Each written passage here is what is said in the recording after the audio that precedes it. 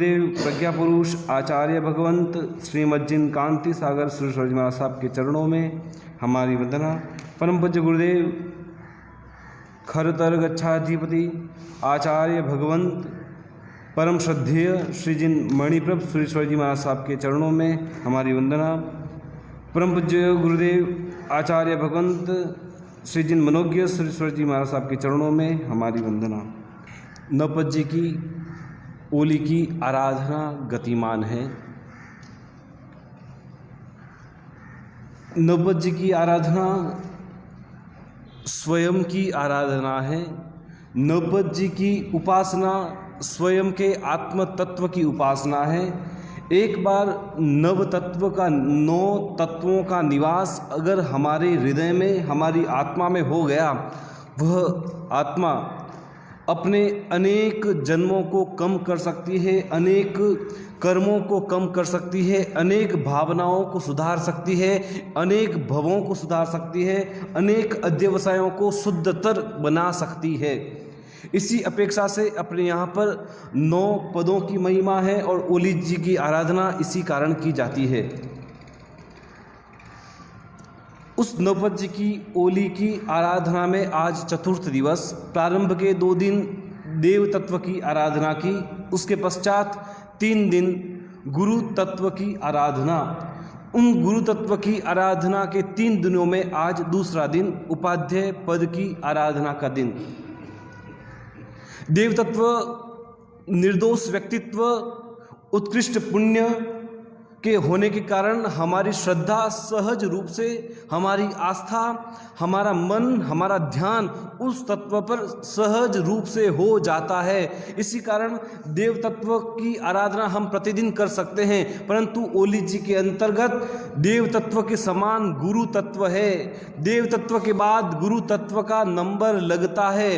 अरिहंत भी राजा के समान, सिद्ध भी राजा के समान, उसी प्रकार आचार्य, उपाध्याय और साधु भी राजा के समान है। और उसी क्रम में अगर एक सामने एक लाइन में 5 जने बैठे हो, 2 जनों को कोई व्यक्ति प्रणाम करे और 3 व्यक्तियों को छोड़ दे, तो वो प्रणाम, 2 जनों को प्रणाम तो किया वो बराबर, पर बाकी को प्रणाम नहीं किया तो वो उनकी आसाधना मानी जाती है। ठीक इसी प्रकार अरिहंत और सिद्ध की प्रति आस्था है, उस व्यक्ति को आचार्य, उपाध्याय और साधु इन तीनों के प्रति भी आस्था अवश्य रूप से रखनी चाहिए। और उसी अपेक्षा से हमारे पास 5 इंद्रियां हैं।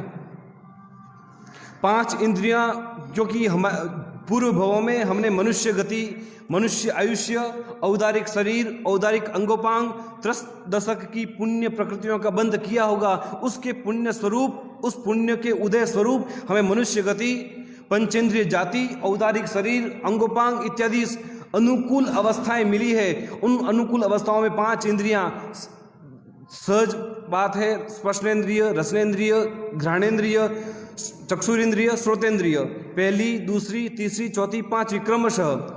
इन 5 ही इंद्रियों जो हमें मिली है वो पुण्य के स्वरूप के कारण मिली है। और पहले दिन मैंने बताया था, पुण्य आराधना से होता है और आराधना का स्वरूप अरिहंत परमात्मा बताते हैं। इस कारण हमें 5 इंद्रियां मिली है, तो वह अरिहंत परमात्मा की कृपा के कारण 5 इंद्रियां मिलने के बाद अगर हम उन इंद्रियों का यथोचित पालन नहीं करते, यथोचित अनुसरण नहीं करते, इंद्रियों को हम अपने वश में नहीं रखते, तो आने वाले भवों में वे इंद्रियां हमें समुचित मिले जरूरी नहीं, संपूर्ण मिले जरूरी नहीं। कान मिल सकते हैं, कानों में सुनने की शक्ति मिले जरूरी नहीं। आंखें मिल सकती है, पर आंखों से देखने की जो रोशनी, वो रोशनी मिले जरूरी नहीं। नाक मिल सकते हैं, पर स्मेल का जो अनुभव है वो मिले जरूरी नहीं। रस, जीभ मिल सकती है, रसना मिल सकती है, पर उस रसना के द्वारा रस की अनुभूति मिले जरूरी नहीं। इन 5 ही इंद्रियों में ऐसी इंद्रिय कौन सी जो केवल पंचेंद्रिय जीवों को होती है?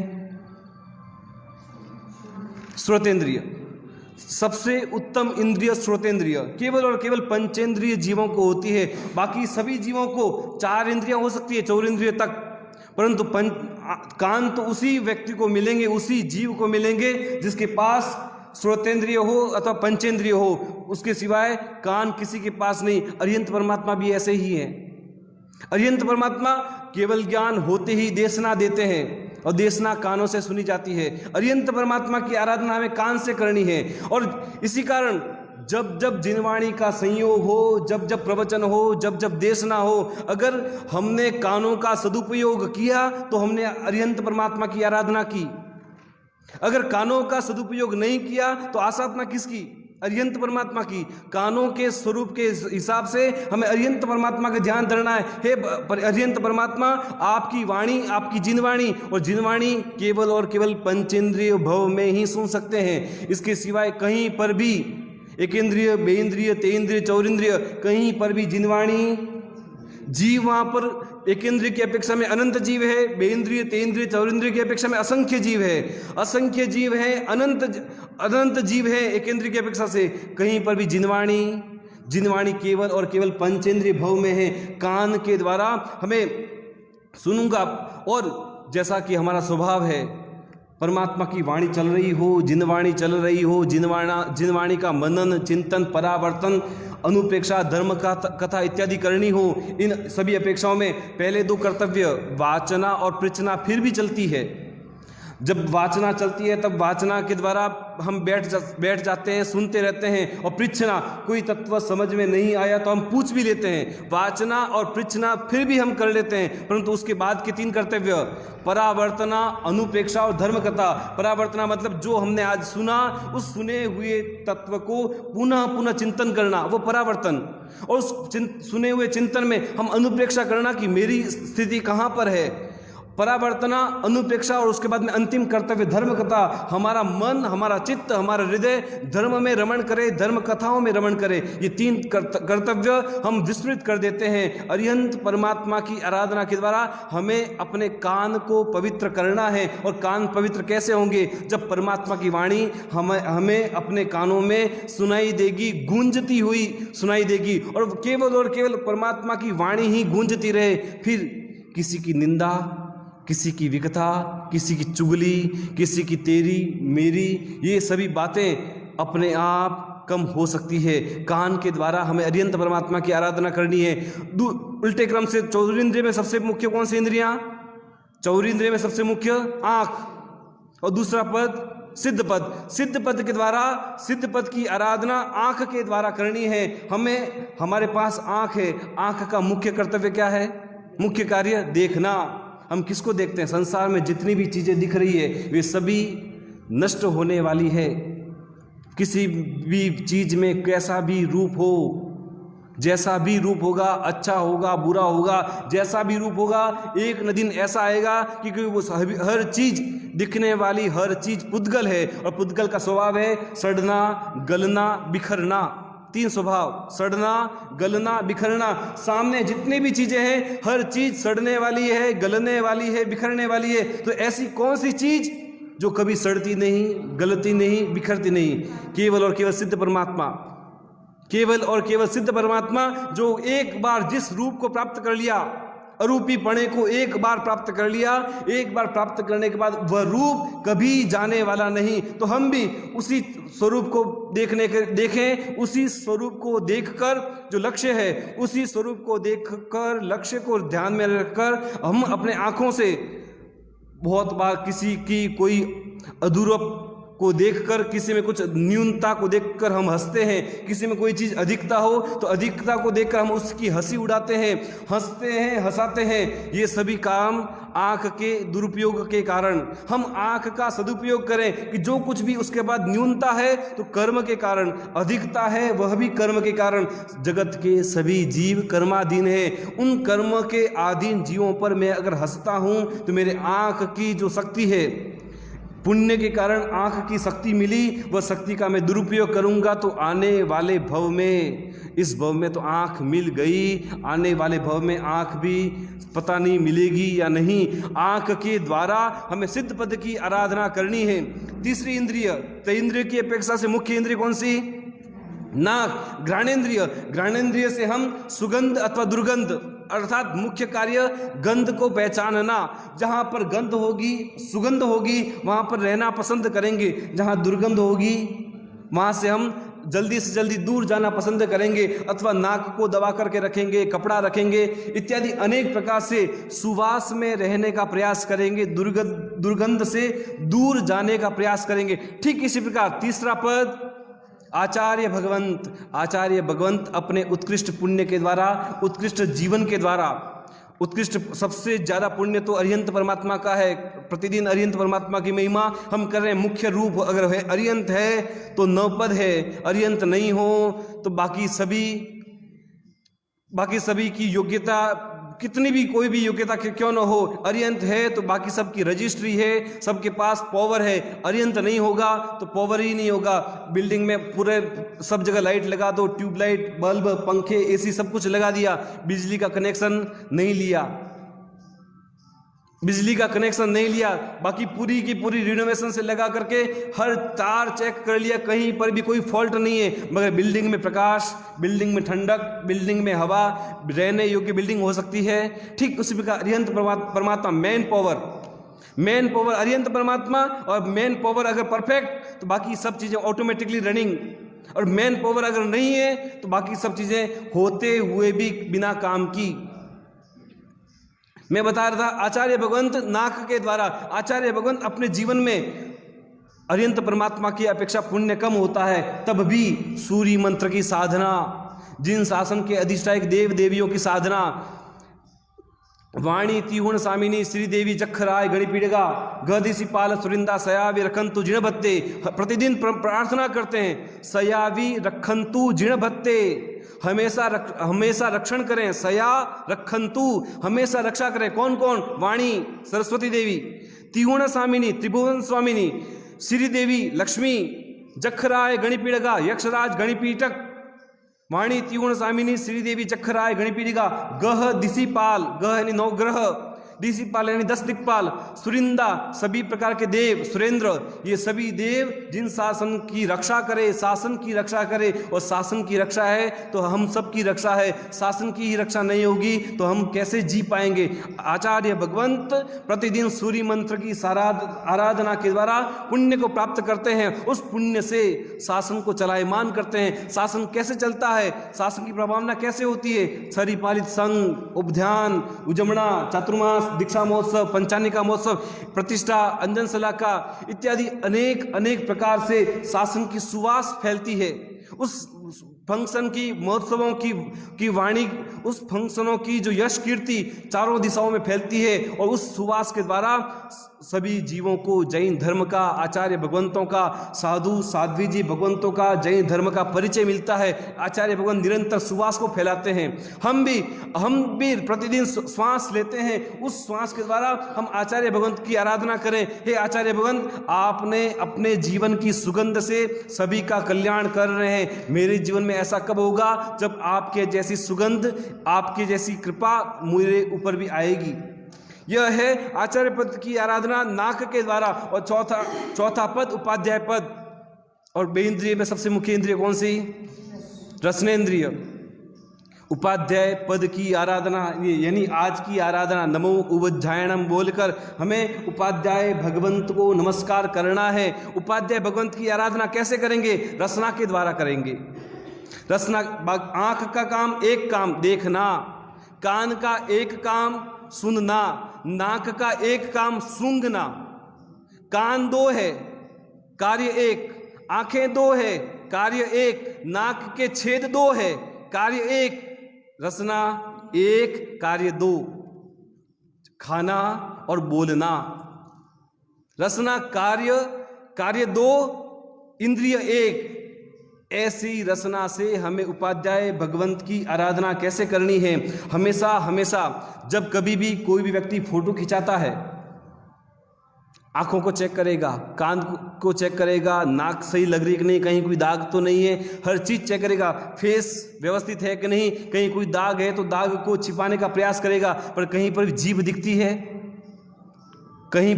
दिखती है, जहां कभी ग्रुप फोटो होगा, बस बाकी सब इंद्रियां बराबर व्यवस्थित होनी चाहिए, जीभ हमेशा पीछे, पर्दे के पीछे। परंतु जब वही जीभ बाहर निकलकर 1-2 शब्द बोलती है, 1-2 शब्द बोलने के बाद मार किसको खानी पड़ती है? जीभ तो वापस दांतों के पीछे।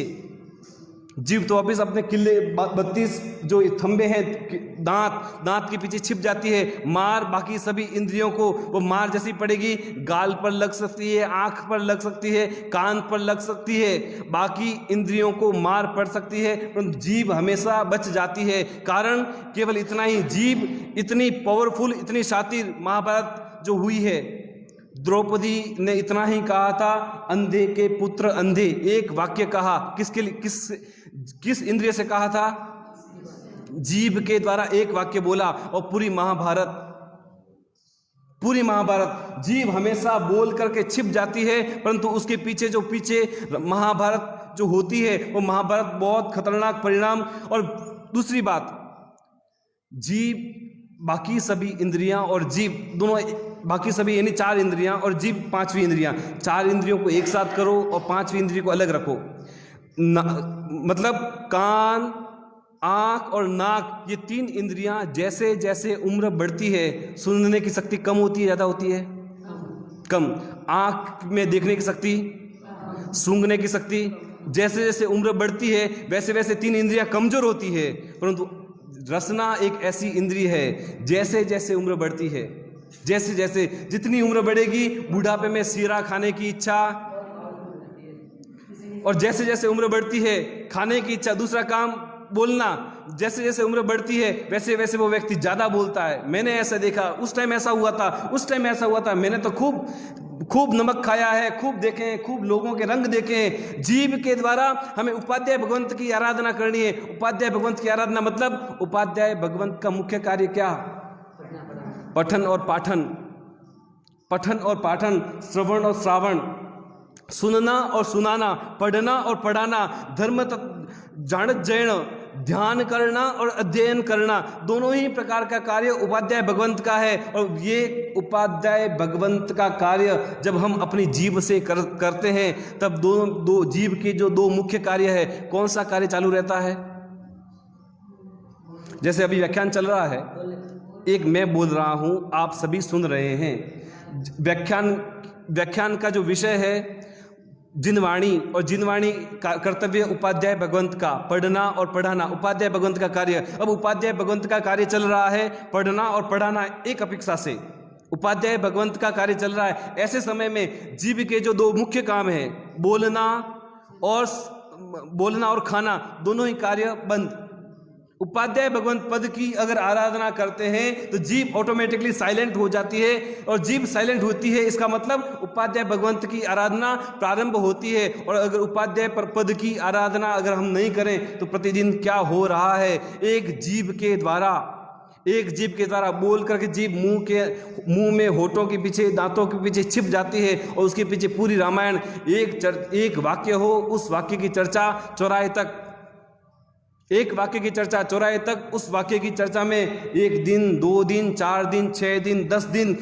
कहने का आशय यही है कि जीव में हड्डी एक भी नहीं, पर अच्छों की हड्डियां तुड़वानी हो, अच्छों की हड्डियां तुड़वानी हो तो केवल एक जीव काफी है। और उस जीव को कंट्रोल में करना है तो शास्त्रकार भगवंत फरमाते हैं, उपाध्याय पद की आराधना कर लो, जीव ऑटोमेटिक वश में हो जाएगी। और जिसकी जीव वश में, जो व्यक्ति अपने मुंह से कोई भी दुर्वाक्य नहीं बोले, जो व्यक्ति अपने मुंह से उस सूत्र प्ररूपणा नहीं करे, जो व्यक्ति अपने मुंह से किसी की निंदा नहीं करे, जो व्यक्ति अपने मुंह से किसी की विकता चुगली नहीं करे, जो व्यक्ति अपने मुंह से अव्याख्यान, कलह नहीं करे, चुगली नहीं करे, वो व्यक्ति कितने कर्मों का बंध करेगा, कितने उसका भव बढ़ेगा या घटेगा, उसके कर्म घटेंगे या बढ़ेंगे, सहज रूप से बात है। उपाध्याय पद की आराधना करनी हो, जीव को वश में रखना है, और जिसकी जीव वश में, उसकी आत्मा ऑटोमेटिक वश में हो जाएगी। जिसकी जीव वश में, उसकी कर्म प्रकृतियां ऑटोमेटिक कम होती जाएगी, और जिसकी कर्म प्रकृतियां कम, उसका मोक्ष निरंतर निरंतर नजदीक। इतना महत्वपूर्ण उपाध्याय पद का दिन। और ऐसे उपाध्याय भगवंत योग्यता बताते हैं शास्त्रकार भगवंत। उपाध्याय में योग्यता कैसी होनी चाहिए? उपाध्याय में योग्यता आचार्य के समान, आचार्य बनने की, आचार्य जिस जीव को बनाया जा सकता है, जिस साधु को बनाया जा सकता है आचार्य, उस व्यक्ति को अगर उपाध्याय पद दिया जाए तो व्यक्ति बहुत अच्छी तरह से काम करता है। आचार्य पद के समान योग्यता वाला आचार्य पद के समान पात्रता वाला, आचार्य पद के समान भावना वाला ऐसा व्यक्ति उपाध्याय। अपने यहाँ पर आचार्य को राजा की उपमा दी है, उपाध्याय को मंत्री की उपमा दी है। आचार्य भगवंत राज करते हैं, राजा शोभते हैं, जहां कहीं भी विराजमान होते हैं अनेक धर्म वाले, अनेक प्रकृति वाले, अनेक लोग आते हैं। आचार्य भगवंत सभी को धर्म का उपदेश देते हैं, जिनवाणी श्रवण करवाते हैं, योग करते हैं, दीक्षाएं देते हैं। दीक्षा देने का मतलब वह जिस जीव को दीक्षा दी, योग्य पात्र को दीक्षा दी, वह अपने माता पिता भाई बहन परिवार दुकान मकान सब कुछ छोड़कर आ तो गया। अब आचार्य भगवंत के पास कितनी सारी जिम्मेदारियां, शासन को भी चलाना है, धर्म को भी चलाना है, श्रावकों को भी देखना है, श्राविकाओं को भी देखना है, तीर्थ स्थानों की भी रक्षा करनी है, ज्ञान भंडारों की भी सुरक्षा करनी है। इस प्रकार से अनेक अनेक जब विषय हो तब आचार्य भगवंत राजा के समान। और राजा का काम कौन संभालता है? राजा का काम मंत्री संभालते हैं। राजा राज करते हैं।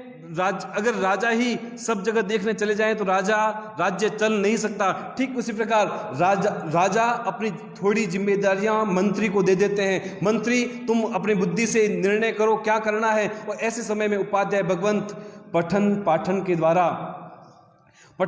के द्वारा अनेक प्रकार से जिम्मेदारियां का मतलब ये हुआ, जब कोई साधु अथवा साध्वी मन नहीं लग रहा हो, चित्त नहीं बैठ रहा हो, शारीरिक परेशानी, मानसिक परेशानी, भविष्य का टेंशन, भूतकाल का टेंशन इत्यादि अनेक प्रकार की बातें हो, ऐसे समय में उपाध्याय भगवंत अमृत समान वाणी से उससे पास में बिठाएं, उससे बात करें, उसकी चिंताओं को दूर करें, उसे विश्वास जगाएं कि आचार्य भगवंत और अरिहंत परमात्मा दोनों पर श्रद्धा रखो। दोनों पर अगर श्रद्धा रखेंगे तो हमारी जो चिंताएं अचानक अप्रत्याशित रूप से वह चिंताएं समाप्त हो सकती है। ऐसे समय में देव और गुरु और धर्म इन तीनों ही तत्व का समावेश उस सामने वाले जिज्ञासु के मन में बिठाएं। और श्रद्धा जैसे जैसे मजबूत होगी उस व्यक्ति में श्रद्धा के द्वारा पात्रता योग्यता का विकास होता जाएगा। और योग्यता पात्रता का विकास होते होते सामने वाला जो जीव साधु हो अथवा साध्वी, वे सभी जीव अपने जीवन को आगे बढ़ा सकते हैं और व्यवसायों की परिणति को शुद्धतम कर सकते हैं। ऐसी जिम्मेदारी किसकी? उपाध्याय भगवंत की। और उपाध्याय पद को अगर स्किप कर लो, जिन शासन में उपाध्याय पद को स्किप कर लो तो आचार्य भगवंत निश्चिंत नहीं रह सकते। और साधु भगवंत पांचवा पद साधु पद निर्भय नहीं हो सकता। उपाध्याय पद के कारण ही आचार्य भगवंत निश्चिंत बनते हैं। निश्चिंत मतलब बस उपाध्याय को जिम्मेदारी सौंप दी, अब सभी साधु साध्वी आराम से क्रिया कर सकते हैं, जीवन यापन कर सकते हैं, आराधना में वृद्धिंगत हो सकते हैं, ज्ञान दर्शन चारित्र में आगे बढ़ सकते हैं। आचार्य भगवंत उपाध्याय पद के कारण निश्चिंत बनते हैं। और साधु पद में रहे हुए साधु और साध्वी वे सभी निर्भय कब बनते हैं? हमारे पास उपाध्याय है, हमारे पास उपाध्याय भगवंत है तो हमें डरने की कोई जरूरत नहीं। जब कभी भी कोई भी बात आएगी उपाध्याय भगवंत हमारे पास में ही है। उपाध्याय भगवंत हमारी सारी चिंताओं को क्षण मात्र में दूर कर देंगे। ऐसा महत्वपूर्ण उपाध्याय पद का है। और इसी कारण नवपद में तिथयर समोसूरी तीर्थंकर के समान आचार्य भगवंत तीर्थंकर के लेवल में आचार्य भगवंत को बिठाया। और उपाध्याय भगवंत कहाँ पर? नीचे की साइड में मतलब जो व्यक्ति अंडरग्राउंड में रह करके काम करे। माथे पर अरिहंत, उपाध्याय पद के ऊपर किसका स्थान? नवपद में अरिहंत पद, माथे पर अरिहंत के ऊपर सिद्ध। मेरे ऊपर अरिहंत और सिद्ध विराजमान है और आचार्य भगवंत की आज्ञा के अनुसार मैं कार्य करूं। दृष्टि केवल सिद्ध पद पर। उपाध्याय भगवंतों की दृष्टि कहां पर? सिद्ध पद पर। मेरे पास जो भी आते हैं रास्ता तो मुझे सिद्ध पद का दिखाना है।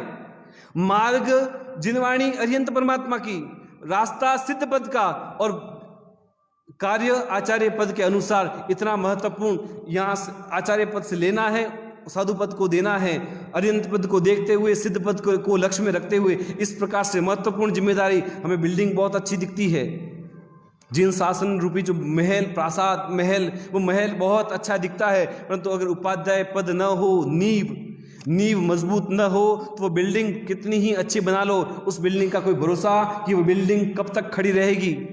कोई बहुत घटादार वृक्ष हो, उस वृक्ष की जड़ कमजोर हो गई हो अथवा जड़ नहीं हो, वह घटादार वृक्ष पता नहीं कब तूफान आएगा, कब वह घटादार छाया देने वाला वृक्ष टूट सकता है, गिर सकता है, नीचे रहने वालों को डिगा सकता है, मार सकता है, चोट पहुंचा सकता है। उसके स्थान पर उपाध्याय पद रूपी जड़ मजबूत हो, उपाध्याय पद रूपी जड़ मजबूत हो। सब उपाध्याय पद रूपी जड़ मतलब पठन और पाठन, योगक्षेम, समझाना, सिखाना, सुधारना, ये सभी जिम्मेदारियां, सारना, वारना, चोयना और पढ़ी चोयना, ये सभी जिम्मेदारियां व्यवस्थित मजबूत हो तो शासन आराम से चला जा सकता है। ऐसे समय में उपाध्याय भगवंत का कर्तव्य क्या होता है? उपाध्याय भगवंत योग विंशिका में फरमाते हैं 5 बातें योग विंशिका में: प्रणिधान, प्रवृत्ति, विघ्नजय, सिद्धि और विनियोग। उपाध्याय भगवंत का कर्तव्य होता है सभी को प्रणिधान बताएं। प्रणिधान का मतलब हम जो भी क्रिया कर रहे हैं वो उस क्रिया को करने का कारण क्या है। मैं अगर उपवास कर रहा हूं तो उपवास करने का कारण मुझे कल सुबह कैर, मूंग, गूंद की रवि, सीरा मिलेगा इस कारण उपवास है, या मुझे आहार संज्ञा को कम करना है इस कारण उपवास है। मैं अगर नवकार मंत्र की माला गिन रहा हूं, माला किस कारण गिन रहा हूं पहले वो बात स्पष्ट हो। माला में अगर पाप, मेरे पाप जो कर्म है, कर्म रूपी पाप, उन कर्मों की निर्जरा करने के लिए माला गिन रहा हूं तो तुम्हारा प्रणिधान अगर व्यवस्थित है तो माला का जाप मिल सकता है। बस केवल टाइम मिला है, फ्री बैठी हूं, नवकार मंत्र गिन रहा हूं, अगर केवल इसी भावना से नवकार मंत्र गिनते हैं तो उसका जो फल है वो फल नहीं मिल सकता। हमारे पास कारण होना चाहिए।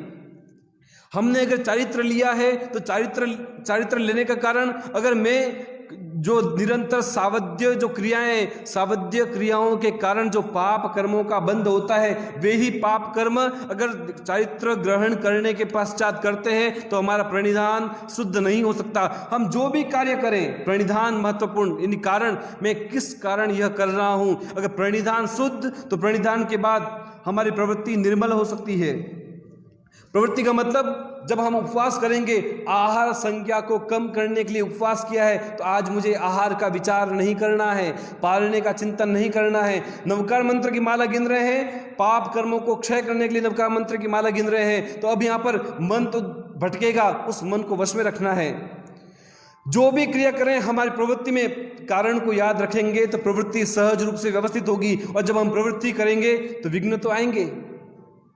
प्रवृत्ति करेंगे तो विघ्न तो आएंगे। कोई भी क्रिया करें विघ्न आएंगे। उपवास किया है, प्रवृत्ति की है, आहार याद आएगा, उसमें विघ्न आएगा। किसी का सिर दुख रहा है, किसी का मन नहीं लग रहा है, जीव दोहरा हो रहा है, गर्मी लग रही है, सर्दी लग रही है, पैरों में दर्द हो रहा है, और कुछ नहीं तो बैठे बैठे मन कहीं ना कहीं भागता रहेगा, विचार करता रहेगा। ऐसे समय विघ्न आएंगे। विघ्नों के आने पर विघ्न जय करें।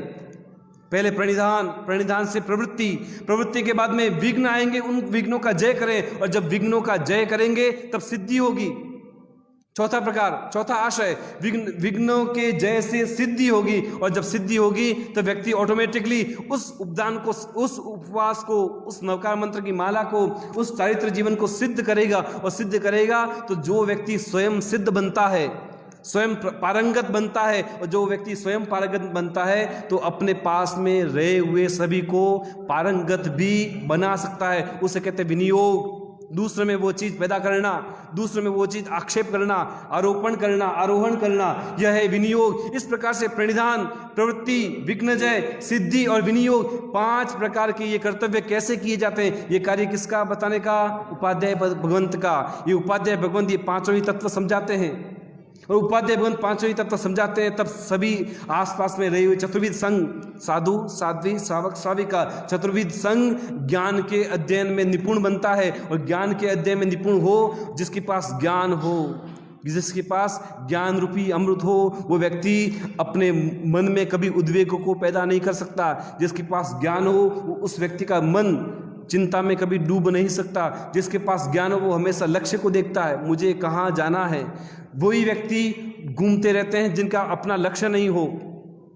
वही व्यक्ति घूमते रहते हैं जिनका अपना लक्ष्य नहीं हो, वे व्यक्ति ऑटोमेटिक लक्ष्य तक पहुंच सकते हैं जिनके पास पता हो प्रणिधान, प्रवृत्ति, विघ्नजय, सिद्धि और विनियो, ये पांचों ही प्रकार से जिसका लक्ष्य हो प्रवृत्ति का, वह व्यक्ति अपने आप सहज रूप से प्रवृत्ति कर सकता है। तो ऐसे गुरु तत्व को मित्र की उपमा दी है। मित्र कैसा? संसार में भी मित्र होता है और अध्यात्म में भी मित्र होता है, दोनों ही जगह मित्र। एक संसार के मित्र को मित्र कहते हैं और अध्यात्म के मित्र को कल्याण मित्र कहते हैं। दोनों ही है मित्र, पर दोनों में फर्क क्या? मित्र में और कल्याण मित्र में फर्क क्या? जो परिस्थिति को सुधारे वो मित्र। कोई व्यक्ति दुखी है, उसका दोस्त ने देखा भाई ये दुखी है, कुछ उधार दे दिया, कोई नौकरी बता दी, खाने पीने के लिए दे दिया, भूख लगी भोजन करने के लिए कुछ दे दिया, घर पे ले गया खाना खिला दिया, कपड़े फटे हुए थे नए कपड़े दिला दिए। जो भी टेंशन थी रुपयों के द्वारा, सांत्वना के द्वारा, किसी भी बात से किसी भी व्यक्ति की परिस्थिति को सुधारना मित्रता कहलाती है। परंतु मनस्थिति सुधारना वह कार्य केवल और केवल कल्याण मित्र करते हैं। और आचार्य, उपाध्याय और साधु हमारे लिए कल्याण मित्र है।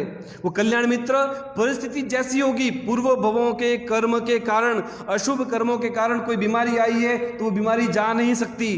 पाप कर्मों का पूर्व में बंद किया है, अंतराय बांधा है, अंतराय तो निकल नहीं सकता। परंतु ऐसे अंतराय के समय में असाता वेदनीय के उदय में, अंतराय के उदय में हमारी मनस्थिति अगर व्यवस्थित है, हमारा मन जिन वाणी में है, हमारा मन देव तत्व में है, गुरु तत्व में है, तो हमारे कर्मबंध स्वयमेव कम हो सकता है। इसलिए उपाध्याय भगवंत कल्याण मित्र की उपमा के योग्य होते हैं कि कल्याण मित्र जिस प्रकार परिस्थिति तो किसी के वश की बात नहीं, मनस्थिति को हमेशा अच्छी करता है, ठीक उसी प्रकार कल्याण मित्र हमेशा परिस्थिति को।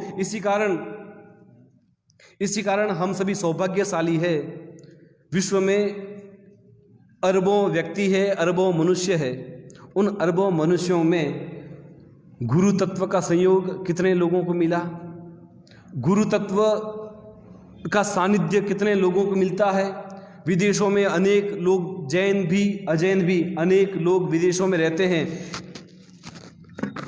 ऐसे समय में विदेश में रहने वाले लोगों को गुरु तत्व का सानिध्य फोटो में दर्शन कर सकते हैं, पर गुरु भगवंत के चरणों में बैठकर धर्म तत्व का आदर के साथ में श्रवण करना, जिनवाणी का श्रवण करना, अपने मन में जो कोई जिज्ञासाएं हैं, जिज्ञासाओं को शांत करना, उन जिज्ञासाओं का यथार्थ रूप से समझना, ऐसा पुण्य, ऐसा सौभाग्य उन सभी व्यक्तियों को नहीं प्राप्त हो सकता। हम सभी कितने सौभाग्यशाली कि गुरु भगवंतों का सहज रूप से संयोग मिलता है। साधु जीवन में और साध्वी जीवन में गुरु भगवंत का संयोग हर साल अनेकों बार संप्राप्त होता रहता है। हम सभी सौभाग्यशाली हैं, परंतु वह सौभाग्य कब काम आएगा? वह सौभाग्य तभी काम आ सकता है जब हम गुरु भगवंतों के पास अपने अंतर में पात्रता का विकास करते हुए गुरु भगवंत का सानिध्य प्राप्त करें। अगर हमारे स्वयं में पात्रता, योग्यता नहीं होगी, हमारे स्वयं में योग्यता, पात्रता का विकास नहीं होगा, तो गुरु भगवंत का सानिध्य भी क्या कर पाएगा? कुछ भी नहीं कर सकता। रोहिणी चोर को केवल 4 शब्द जिनवाणी के कान में पड़े थे, 4 शब्द, 4 पद मिले थे। उन 4 पदों का फायदा क्या हुआ कि अभय कुमार के सामने भी रोहिणी चोर जीत के निकला।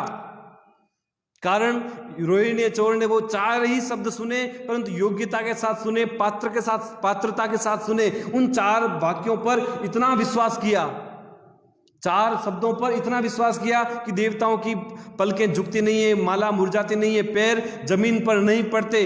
पात्रता के साथ उन शब्दों का श्रवण किया, उन शब्दों को विश्वास के साथ पकड़े रखा। और अभय कुमार की बुद्धि हो जो जी रोज बोलते हैं, परंतु वो अभय कुमार भी जिनवाणी के शब्दों के कारण रोहिणी चोर को दोषी साबित नहीं कर सका। और वही रोहिणी चोर जिनवाणी के उन्हीं 4 शब्दों के कारण दीक्षा अंगीकार करता है। कारण योग्यता का विकास, पात्रता का विकास। उपाध्याय पद की आराधना में हमें सबसे पहले स्वयं की मनोस्थिति देखना है। हमारे अंतर में योग्यता और पात्रता का विकास कितना हो रहा है। मेरे पास जीभ मिली है, जीभ के 2 कार्य जीभ के दो कार्य, बोलना और खाना, इन दोनों कार्यों में मेरी जीभ कितनी जा रही है और जिनवाणी में मेरी जीभ कितनी जा रही है। मैं जो बोल रहा हूँ, शास्त्र की पंक्तियाँ बोल रहा हूँ, परमात्मा के गुणों का स्मरण कर रहा हूँ, परमात्मा के गुणों का मैं अपने जीभ से गान कर रहा हूँ, परमात्मा के गीतों का गान कर रहा हूँ, तो जीभ का सदुपयोग। और मैं दूसरों के बातों को बोलते जा रहा हूँ, बस मंदिर में गए 15 मिनट 20 मिनट मन लगा वो लगा, 24 घंटे में बाकी के 23 घंटे और 40 मिनट मेरी जीभ कहाँ जा रही है। ऐसे समय में उपाध्याय पद को याद रखना है। उपाध्याय पद यानी जीभ को संयम में रखना, उपाध्याय पद यानी जीभ को केंद्र में रखना। और जब तक जीभ वश में, पांचों ही इंद्रियां सुरक्षित, और जब जीभ बिगड़ी पांचों ही इंद्रियां दुखी बन सकती है। ऐसे समय में उपाध्याय पद को याद करके आज हमें नमो उवज्जायणम बोलकर उपाध्याय भगवंतों को नमस्कार करना है। और हमें तो जो परंपरा मिली है, हमारी परंपरा में कितने कितने कैसे कैसे उपाध्याय भगवंत हुए हैं। विनय प्रभु उपाध्याय, विजय तिलक उपाध्याय, जयसागर उपाध्याय, क्षमा कल्याण उपाध्याय, समय सुंदर उपाध्याय इत्यादि अनेक अनेक महात्मन अपने ज्ञान के द्वारा, अपने वाचना के द्वारा, पृच्छना के द्वारा, परावर्तना के द्वारा जिन शासन की कितनी सेवा की है। समय सुंदर जी महाराज साहब का जीवन, समय सुंदर उपाध्याय, देवचंद्र उपाध्याय, उन्होंने अपने जीवन में ज्ञान की विकास के लिए, सवर्ती साधुओं के ज्ञान के लिए कितने कितने ग्रंथों की रचना की है। अर्थात उपाध्याय पद इतना महत्वपूर्ण है कि शासन में सभी जीव कैसे आगे बढ़े, शासन में रहने वाले ज्ञान मार्ग में कैसे आगे बढ़े। और जब ज्ञान व्यक्ति का सम्यक होगा, ज्ञान व्यक्ति का, जीव का सम्यक होगा, तो बाकी बातें सहज रूप से सम्यक होती जाएगी। और ज्ञान सम्यक नहीं हुआ तो बाकी वो व्यक्ति कुछ भी हो सकता है। ऐसे समय में उपाध्याय भगवंत शास्त्रों की रचना करते हैं। बहुत हमारी कम नसीबी है कि हम उन उपाध्याय भगवंतों के द्वारा बनाए गए सूत्रों को हम पढ़ नहीं पाते। इवन समय सुंदर जी महाराज साहब, इतना सुप्रसिद्ध व्यक्तित्व, समय सुंदर जी महाराज साहब का नाम कौन नहीं जानता होगा। बाकी उपाध्याय भगवंतों के नाम फिर भी कम हो, ज़्यादा हो, कम सुनाई देते होंगे, ज़्यादा सुनाई देते होंगे। समय सुंदर जी महाराज साहब का नाम तो कहावत आज चलती है कि कुंभा राणा ना भीतड़ा और समय सुंदर ना गीतड़ा। कुंभा राणा ने जितनी दीवारें बनाई, भीत इन दीवारें, कुंभा राणा ने जितनी दीवारें बनाई, समय सुंदर जी महाराज साहब ने उतने गीत बनाए। कुंभा राणा ना भीतड़ा और समय सुंदर ना गीतड़ा, यानी कुंभा राणा के द्वारा बनाई हुई दीवारें खत्म नहीं होती। ठीक इसी प्रकार समय सुंदर जी महाराज साहब के द्वारा बनाए हुए गीतों की कभी भी समाप्ति नहीं होती। निरंतर निरंतर एक के बाद एक गीत चलता रहता है। लगभग एक छोटी सी किताब छपी हुई है जिसमें केवल 563 स्तवन लिखे हुए हैं। समय सुंदर कृति कुसुमांजलि नाम की किताब, केवल 563 इसमें रचनाएं संकलित है। और ये रचनाएं तो वो जो आज मिलती है, वो रचनाएं पता नहीं कहाँ गई होगी। जो रचनाएं काल के प्रभाव से दुश्मनों ने जला दी होगी, उदयी ने भक्षण कर ली होगी, पड़े पड़े सड़ गई होगी, गल गई होगी, वो उन रचनाओं का तो कोई पता नहीं। ऐसे समय सुंदर जी महाराज साहब की भी विशेष संग्रह, भाव शतक, विचार शतक, विसंवा शतक इत्यादि अनेक रचनाएं आज तक छपी नहीं हैं।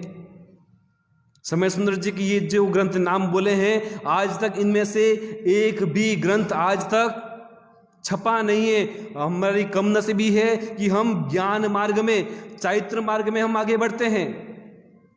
10 साल हो गए, 20 साल हो गए, 25 साल, 30 साल, 40 साल ज्ञान में हम डिग्री कर लेते हैं। डिग्री करने का मतलब प्रतिदिन जो कुछ भी पढ़ते हैं उसके बाद में किसी को पढ़ने की इच्छा होती है, कोई एमए कर ले, कोई बीए कर ले, गृहस्थ में भी कर ले, साधु जीवन में, जैनोलॉजी में भी कर ले, डिग्री में भी हम आगे बढ़ते हैं। परंतु जब ज्ञान की बात आती है तब ज्ञान में हम बैठ जाते हैं। उस समय में हम केवल और केवल टेप रिकॉर्डर की तरह अपना विचार व्यक्त करते हैं। टेप रिकॉर्डर मतलब एक बार टेप रिकॉर्डर में अच्छी तरह से सप्तस्मरण की रिकॉर्डिंग कर लो, 4 प्रकरण की रिकॉर्डिंग कर लो। उस 4 प्रकरण की रिकॉर्डिंग करने के बाद 1 साल बाद पूछो, भैया तेरे पास तेरे गले के बैग में कौन सी किताब रहती है? क्या जवाब आएगा? हमारे गले के बैग में बिहार में कौन सी किताब रहती है? सप्तस्मरण की, 4 प्रकरण की। 5 साल बाद वापस पूछो, आपके गले के बैग में कौन सी किताब है? अब 10 साल बाद पूछो, आपके गले के बैग में कौन सी किताब? 15 साल बाद पूछो, 20 साल बाद पूछो। चारित्र में हम आगे बढ़ते हैं, साल बढ़ते जाते हैं, चरित्र में आगे बढ़ते हैं, डिग्री में आगे बढ़ते हैं, परंतु ज्ञान की बात आती है, हमारी किताब वो की वो रहती है। इसकी जगह पर पहले साल सप्तस्मरण की किताब पकड़िए, 1 साल तक सप्तस्मरण को अच्छी तरह से पक्का कर लो। जितना अर्थ करना है, चिंतन करना है, परावर्तना करनी है, पृच्छना करनी है, अनुप्रेक्षा करनी है, एक बार किताब पकड़ी अच्छी तरह से अनुप्रेक्षा कर लो। उसके बाद दूसरे साल या तीसरे साल दूसरी नई किताब तो आए हाथ में, जो 5वें 6ठे साल और नई किताब तो आए। ऐसा तो हो नहीं सकता कि जो सप्तस्मरण दीक्षा के पहले साल में याद किया और 11वें साल में भूल जाते हैं। ऐसा तो हो नहीं सकता। जो 4 प्रकरण दीक्षा के दूसरे साल में पहले साल में याद किया और दीक्षा के 11 साल बाद हम भूल जाएंगे, वो तो हो नहीं सकता। हम ज्ञान मार्ग में कैसे आगे बढ़ें, ये उपाध्याय पद का दिन जो है उपाध्याय पद की आराधना से हमें ज्ञान मार्ग की शिक्षा लेनी है कि मैं ज्ञान में कैसे आगे बढ़ूं। ज्ञान में कैसे आगे बढ़ूं मतलब जो पदार्थ मैंने अभी तक नहीं पढ़ा है उस पदार्थ को पढ़ने की जिज्ञासा, उस पदार्थ में और कौन से तत्व है। जिस प्रकार पूज्य गुरुदेव इस बार योग विंशिका का अध्ययन करवाया तो हमें बहुत कुछ पता चला कि प्रणिधान प्रवृत्ति, विघ्नजय, सिद्धि और विनियोग, ये 5 ही तत्व किसे कहते हैं। कारण, उन कारण के अनेक परिभाषाएं। आधे घंटे की वाचना में केवल 1.5 पंक्ति पूरी होती थी। प्रतिदिन गिनती करता था, 1.5 पंक्ति पूरी हुई। आज भी केवल 1.5 पंक्ति ही गुरुदेव आधे घंटे में विवेचना कर पाए। हम भी अपने जीवन में इस प्रकार से कब ज्ञान का विकास करेंगे। हमारी निश्रा में जो रहने वाले साधु साध्वी श्रावक श्राविका जो हमारी निश्रा में रहते हैं, साध्वी जी भगवंतों की अपेक्षा में साध्वी जी भगवंत और श्राविकाएं या लड़कियां, उनके सामने कोई भी आज मंदिर में स्तवन गाया, स्तवन के को गाते समय हमारे मन में क्या भाव आए थे, उन भावों को भी अगर हम अपने पास रहने वालों को वंदन करते हुए बोल दे, भाई आज मैंने स्तवन में ये विचार किया और ये विचार तुमको भी करना चाहिए। आज मैंने स्वाध्याय किया सप्तस्मरण का, ये विचार मेरे चिंतन में आए, तुम भी ये विचार मेरे विचार सुन करके जाओ। इस प्रकार से ज्ञान में निरंतर सोचते जाएं। अब मैंने जो विचार किए थे वो विचार सही थे या गलत थे, निरंतर अनुप्रेक्षा अगर करेंगे तो हमें उन एक विचार से दूसरा, दूसरे से तीसरा, तीसरे से चौथा, चौथे से पांचवा, इस प्रकार अगर करते हैं तो हम अपनी जीभ का उपयोग सही कर पा रहे हैं। अगर ऐसा विचार नहीं करते, केवल और केवल प्रतिदिन सप्तस्मरण और 4 प्रकरण करते हैं तो हमारे में और टेप रिकॉर्डर में कोई फर्क। उल्टा मैं तो कहता हूँ कई बार रोज बोलते हैं, कई बार हम गाथा भी भूल सकते हैं, शब्दों का उच्चारण भी काना मात्रा न्यूनाधिक कर सकते हैं। टेप रिकॉर्डर कभी गलती नहीं करता। एक बार शुद्ध उच्चारण से रिकॉर्डिंग कर लो तो टेप रिकॉर्डर गलती नहीं कर सकता। तो हम बेटर या टेप रिकॉर्डर बेटर? इस अपेक्षा से टेप रिकॉर्ड बेटर। हमें अपने जीवन में शिक्षा लेनी है टेप रिकॉर्डर से कि टेप रिकॉर्डर के पास विचार नहीं है, हमारे पास विचार है। टेप रिकॉर्डर चिंतन नहीं कर सकता, उसके पास स्वर्ण सिद्धि भी होगी तो, परंतु वह टेप रिकॉर्डर उस स्वर्ण सिद्धि को प्रवृत्ति में ढाल नहीं सकता। हम अपने जीवन में स्वर्ण सिद्धि को प्रवृत्ति में ढाल सकते हैं। और स्वर्ण सिद्धि का मतलब ये हुआ अपने जीवन को स्वर्ण बनाना। हमारा मन, हमारा हृदय लोहे जैसा काला कलुटा, उस काले कलुटे लोहे को स्वर्ण की तरह बनाना। और स्वर्ण की तरह बनाना है तो आचार्य भगवंत का सानिध्य, आचार्य भगवंत का वर्ण पीला, आचार्य भगवंत का सानिध्य, उन आचार्य भगवंत के सानिध्य में रहकर अपने हृदय में से अंकुर अगर फूटना हो, अंकुर अगर उगाना हो, सिद्ध सम्यक दर्शन रूपी जो बीज, उस बीज का जो फल है मोक्ष रूपी फल, उस फल को प्राप्त करना है तो बीज में से अंकुर निकालना ही होगा। और वह अंकुर को निकालने का काम उपाध्याय भगवंत करते हैं। बस जरूरत केवल इतनी सी, हमें सबसे पहले बीज अगर जो है उस बीज के लिए प्रकाश, उस बीज के लिए 4 दीवारी, उस बीज के लिए कचरे को हटाना, ये जो 3 कार्य, बीज के लिए प्रकाश, बीज के लिए रक्षा के लिए 4 दीवारी और बीज के आसपास जो कचरा उसको हटाने के लिए तप रूपी अग्नि, ये तीनों ही कार्य अगर हम करते हैं तो उपाध्याय भगवंत आराम से उस बीज में से अंकुर को उगा सकते हैं। और एक अंकुर में क्या शक्ति नहीं होती। बहुत बड़ा बरगद वटवृक्ष बिना अंकुर के हो नहीं सकता। जगत में जितने भी फल चाहिए, बिना अंकुर के एक भी फल आज तक उत्पन्न नहीं हुआ है। ठीक उसी प्रकार हमारा भी जो प्रारंभ है वो ABCD से है। हमारा भी प्रारंभ अंकुर से है। फल हमें प्राप्त करना है। जिस जगह पर जाने के लिए हमने अपने कदमों को बढ़ाया है, वो कदम हम सही रूप से कर रहे हैं या नहीं, यह बात हमें प्रतिक्षण जागरूक रहकर ज्ञान की आराधना के द्वारा, उपाध्याय पद की आराधना के द्वारा करनी है। तो मैं बता रहा था 5 इंद्रियां में रसनेन्द्रिय के द्वारा हमें उपाध्याय पद की आराधना करनी है। और 5वीं इंद्रिय जो जगत के हर जीव को है, बिना स्पर्शेंद्रिय के कोई भी जीव, मोक्ष में गए हुए जीवों के सिवाय संसार में रहे हुए समस्त जीवों के पास एक इंद्रिय तो होती ही है। खाली विग्रह गति में कुछ समय के लिए इंद्रिय नहीं होती, बाकी एक इंद्रिय जो है स्पर्शेंद्रिय, वह जगत के हर जीव, भले एक इंद्रिय का जीव हो चाहे पंचेंद्रिय का जीव हो, स्पर्शेंद्रिय तो होगी। उस स्पर्शेंद्रिय की आराधना हमें साधुपद के द्वारा करनी है।